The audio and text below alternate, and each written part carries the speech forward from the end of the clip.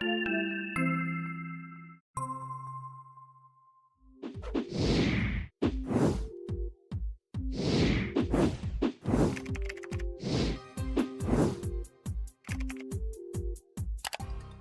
back, Richard. It's good to see you this morning. Morning, Berney. How are you? I'm doing all right. And, Good. the last few weeks, we have been talking about schools. We've been Right. talking about some of our concerns and issues and some of the problems that have been percolating and just growing with schools. And we're going to continue that conversation today because, just as we've been talking about this, of course, some new reports come out just within this past week about just really demonstrating the magnitude of some of the concerns and problems that we're facing. Right. Yeah, and you're referring to the data from the National Assessment of Educational Progress. Yeah. For those of you who don't know what NAEP is, it's a congressionally mandated large-scale assessment that tests students in grades 4 and 8 in math, reading, and science. And it was last administered, it's administered each year in the fall of 2022. And now all those data, and this is the only assessment that is given nationwide. Right. Different states have their assessments, so it's hard to compare Florida students to Georgia students because they may be testing different things. The value of NAEP is the same test as given to kids no matter where they live, right? In grades 4 and 8. And what they found, not surprisingly, is that these are the lowest scores we've seen in a decade or more. The last time math scores were this low was in 1990, and in reading it was 2004. So we're talking about a huge time span. I mean, actually, in education, that's a long time, 1990.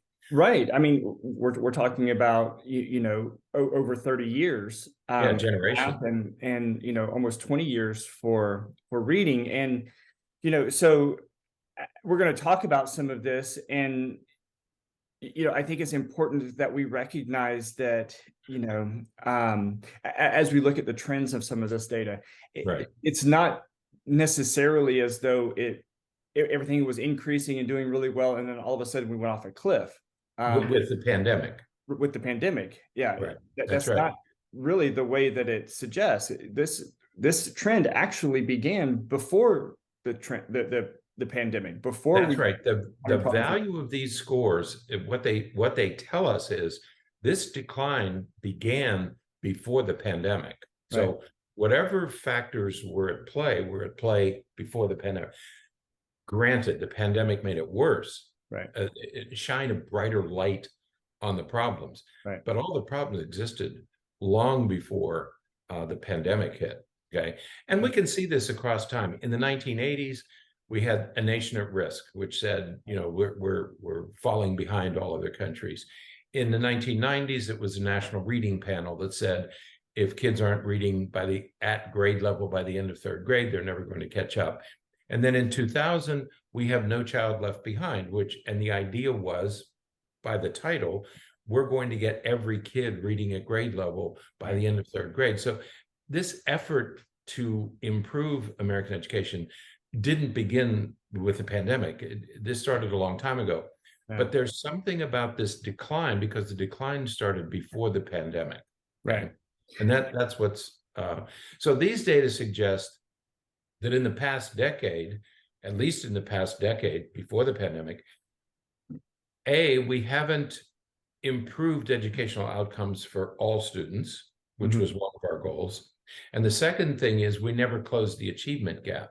That's what No Child Left Behind was designed to do, was to close the achievement gap, to get all these kids up to grade level. We've done neither of those things over the past decade. Right. And so so there was the initial article that came out earlier this past week, and then a more recent article within the last day or so was an article that came out and said, kind of went into the data a little bit more from these tests. And it suggests that reading scores declined in at least 30 states and Right. That's jurisdiction. right. And math scores declined almost everywhere between 2019 and 2022. Right. Now, again, during this time frame, we have a lot of adjustments and shifts happening in education leading up to 2019. We have all of the issues related to, we've talked before about like school choice and magnet schools and some of those kinds of things. Then the pandemic in 2020, that, as you said a moment ago, it exacerbated it, kind of put a very bright spotlight on the issue.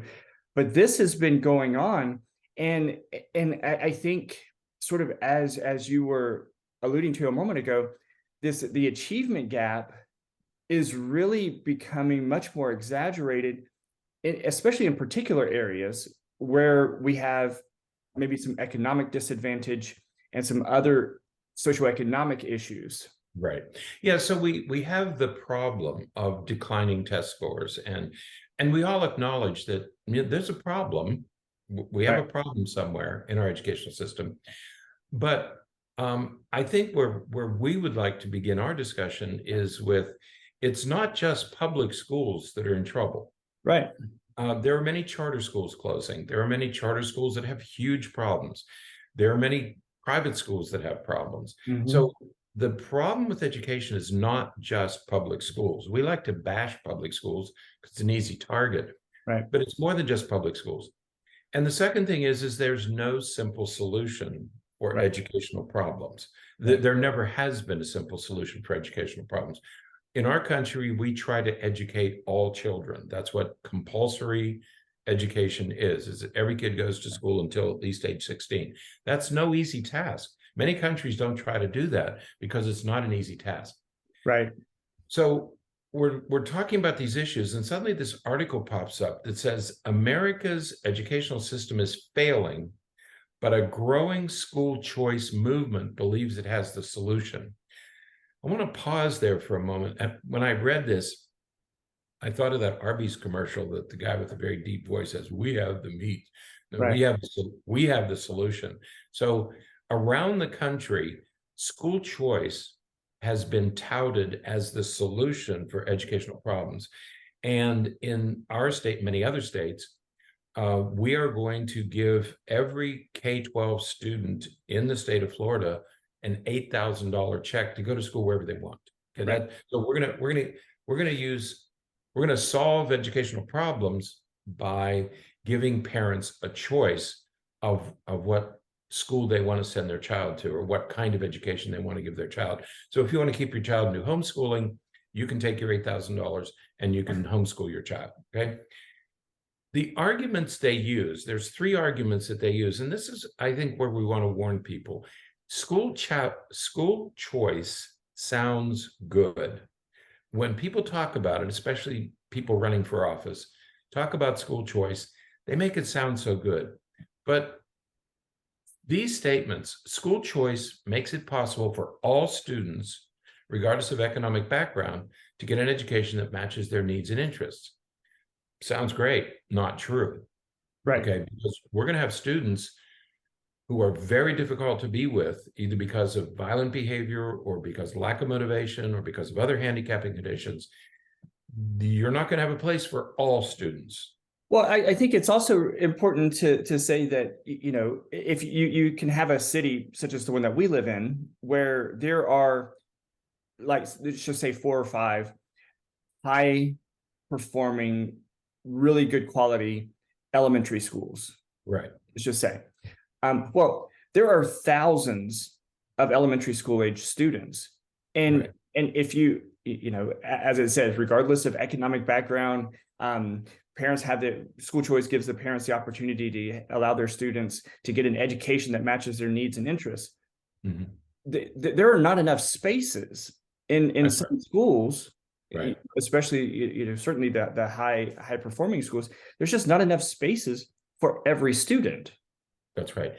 And we can create magnet schools, charter schools, and private schools that outperform everybody in the district only because they get to choose which students attend that school.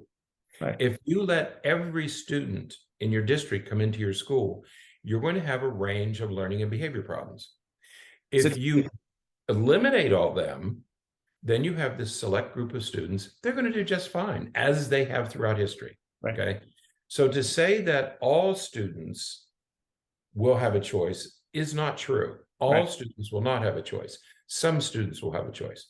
Also, they make the statement, charter schools generally outperform traditional public schools. Not true. That is, some charter schools do, and some don't. Many charter schools have closed. Many charter schools are falling way behind. Read Diane Ravitch. She'll give you the data on these things. The charter schools are not the solution. They're not outperforming. They are in some cases, but they are in some cases if the charter school is allowed to accept only certain students or retain certain students. Right.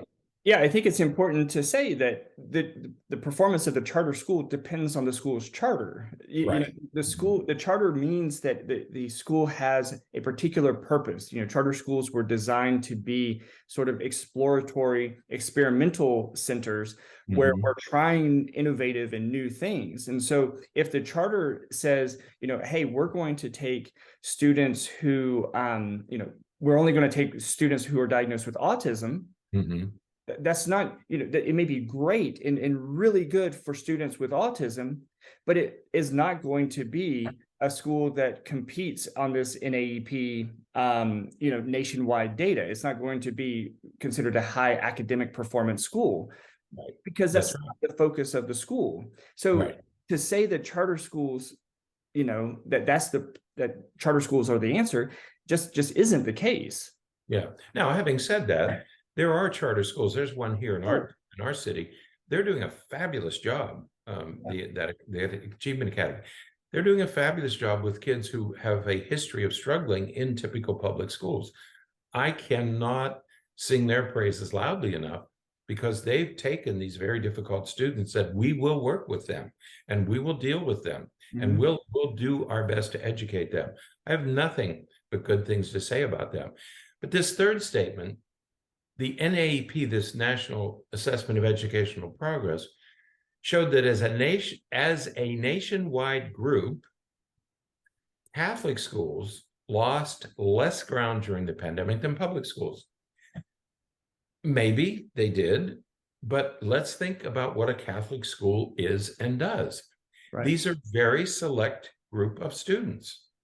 They may not have had to close if you have a single Catholic school, it's much easier to manage the pandemic in a single school than it is to manage it in a school district. Remember, our administrators were dealing with the pandemic at a district-wide level. We're talking about 100,000 students scattered across 150 schools. Very different than dealing with one school, whether it's Catholic, Protestant, I don't care what the difference is, doesn't matter. It's very, very different situation. And if you have a select group of students, it's much easier to manage their educational losses. And I think that it's really important to the sort of the elephant in the room is that there's no doubt, I don't think anyone would argue that the population of students in Catholic schools is very different than the populations of students in public schools. That's right. So the availability of resources, both at home and at school, is very different than what's available in public school students. That's right. And so when I hear these arguments about choice, parental choice will solve the problem. The reason it will not is because these arguments that are presented, these kinds of arguments, are based on the assumption that all students are the same. That all you have to do is give students a choice and everybody will prosper. Well, that's not the case. All students are not the same. There are students coming into our schools with all kinds of deficits, weaknesses, behaviors. They're not all equal. So to offer school choice is based on the assumption that all kids are the same, and all kids are not the same. Well, and it also is based on the assumption that all students truly have access to the same resources. That's And right. again, that's just not the case. Right. And so, so while they're trying to tout this idea that school choice is the answer, as we've said many times, it seems over the past few months with different topics, nothing is as simple as it may seem. Right. These are complex issues that require complex solutions. And so, right. there was another article that came out, and the link to all these articles will be in the show notes, but another article from the New York Times that suggests that, parents really don't understand how far behind their kids are in school right now. That's right. And the effects that the pandemic had. But again, as we've said, though this trend began even before the pandemic. Mm-hmm. That's right. And it's not just parents. I mean, as a country, nobody really, well, teachers understand. Right. If you're involved in the school system, you understand how far behind these kids are. And this article makes 2 points that I think are relevant to our discussion. The first point is that kids are much farther behind than anybody realizes. And second, the pandemic, the pandemic caused problems, it caused upheaval, caused disruptions. But it's not just what was happening in schools that explains the effect of the pandemic. The pandemic had a complex, multifaceted effect that we're just beginning to understand. Now, this article comes from research done by this group. It's a group of researchers from Dartmouth and Stanford and Johns Hopkins. And it's data from 7,800 communities in 41 states. So it's a huge sample nationwide. And it looked at different geographic regions to try to figure out just what the effect of the pandemic was. Well, and I think that part is really important, because this first set of data that we have here is from before the pandemic. That's right. So that's right.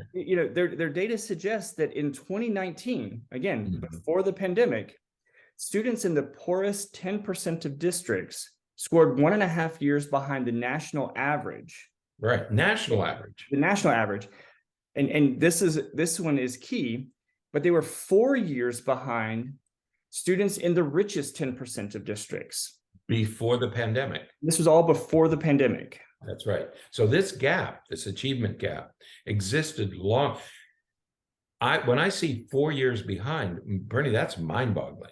That's high school. That is an entire high school education. Okay. And so all of the Jonathan Kozol wrote a book decades ago called Savage Inequality. And this is what he was talking about, that from district to district, depending on the tax base and the wealth and the education of the parents, you have these inequalities baked into the system. Okay. Right. But even with that, with the pandemic, what these researchers learned was that within each district, test scores declined for all the students in that district. Not just the poor, not just the minorities. They declined for everybody. So there was something about your geographic location that also affected test scores or student progress or how far behind you were, okay? And there were things like the obvious things, the amount of time that schools were closed. If you have a single private school and you were able to open in the fall of 2020, you had less educational loss than if you couldn't open your school. Second, the places where COVID deaths were higher, the COVID deaths were high, those students struggled more. In communities where adults reported more depression and anxiety, but also where daily routines were most significantly restricted. In some places in the country, routines were really disrupted. I mean, you think of rural areas or dense urban areas where kids were sent home and didn't have internet access. Okay. Those were major disruptions. Didn't happen everywhere.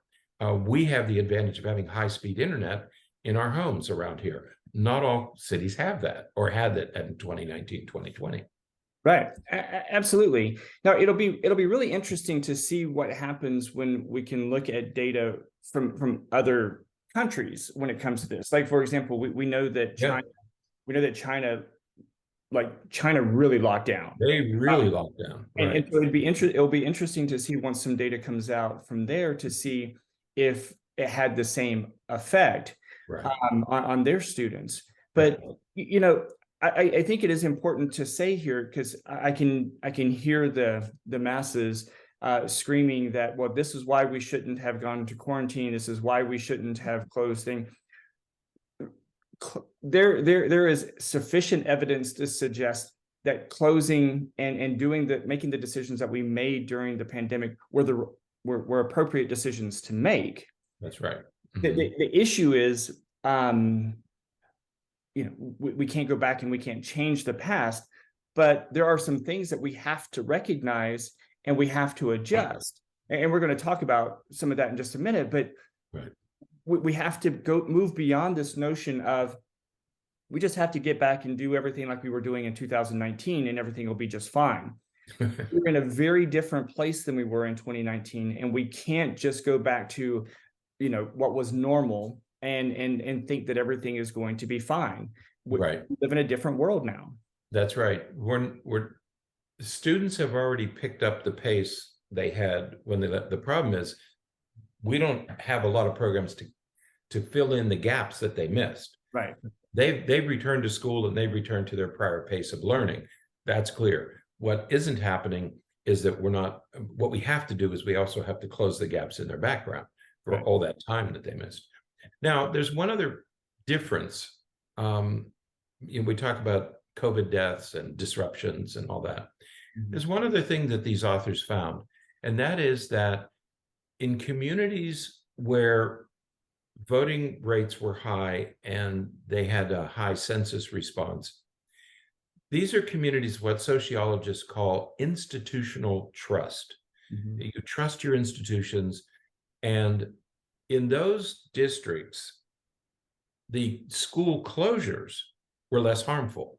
Right. So it didn't matter that the schools closed because it was institutional trust.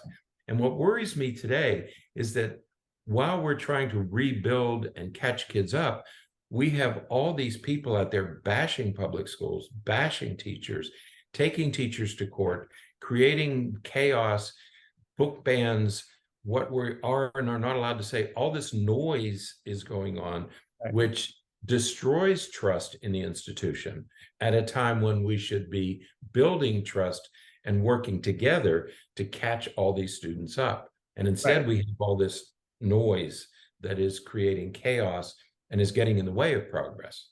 Right. Yeah, I think it's really scary and difficult to anticipate and predict what's going to come of this. I hate to use the word fear mongering, but that is what it is. Where we are being conditioned and encouraged to fear and distrust and to almost loathe the government. Right. The government that really is here to protect us and to help us and to provide resources for us that we couldn't otherwise afford and provide to ourselves. Right. But yet we're being encouraged and reminded quite frequently how dangerous and destructive and problematic the government is, and people who are in the government, how dangerous they are. And you're absolutely right. That idea of institutional trust is so important, because when you believe that those overarching systems have your best interest in mind, if you trust them to provide what you need and to make available what needs to be available, the amount of stress and the amount of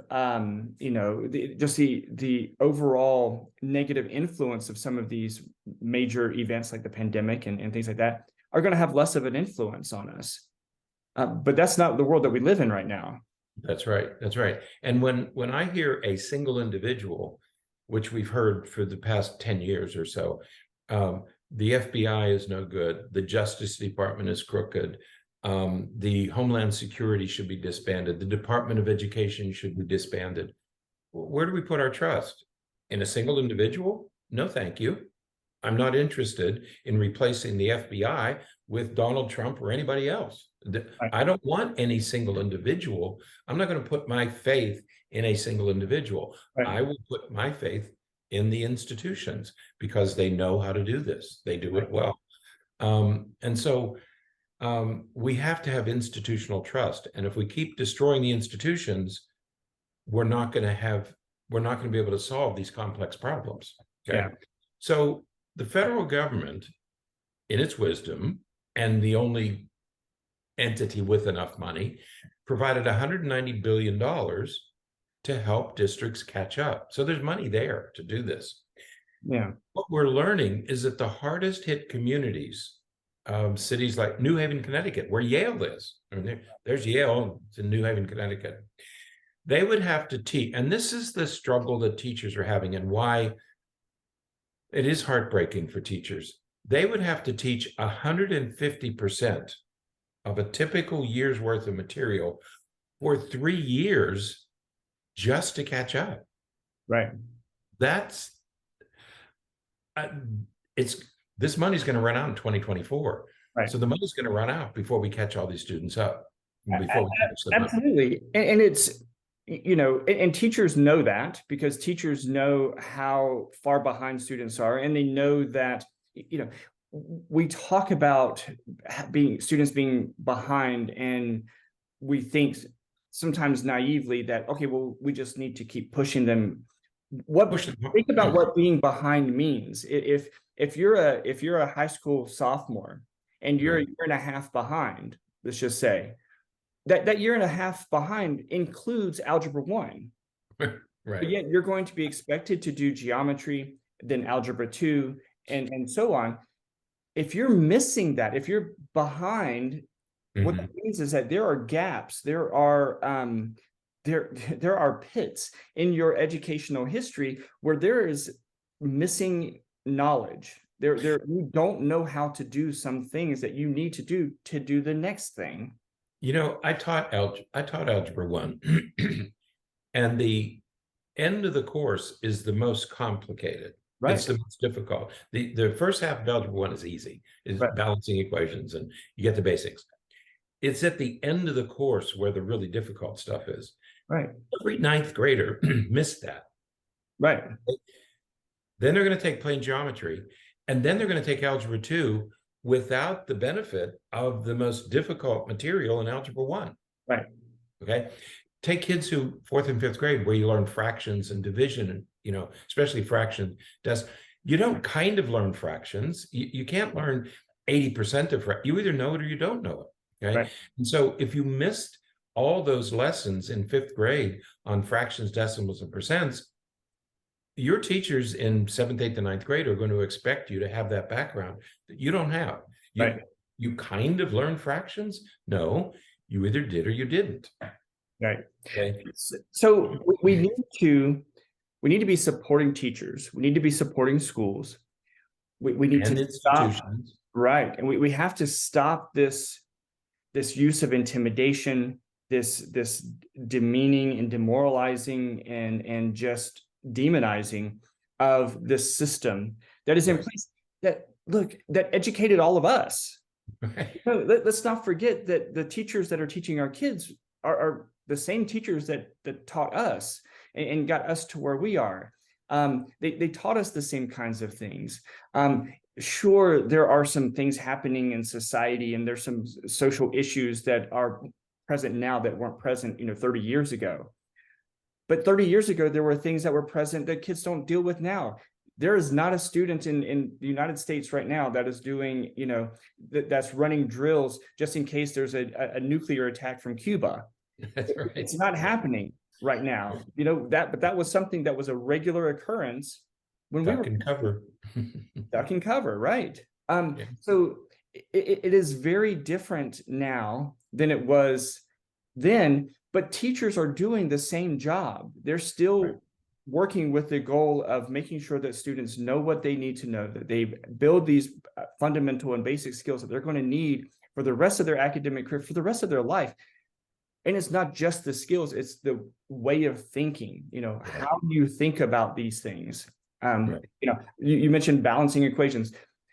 Yeah, there are many of us who grew up and we never have to balance an equation after we finish algebra 2, in high school.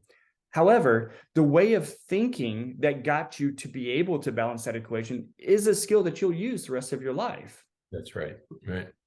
Trust your teachers, trust that the institution is there for the good, and that it's not this evil, scary thing that we have to be worried about.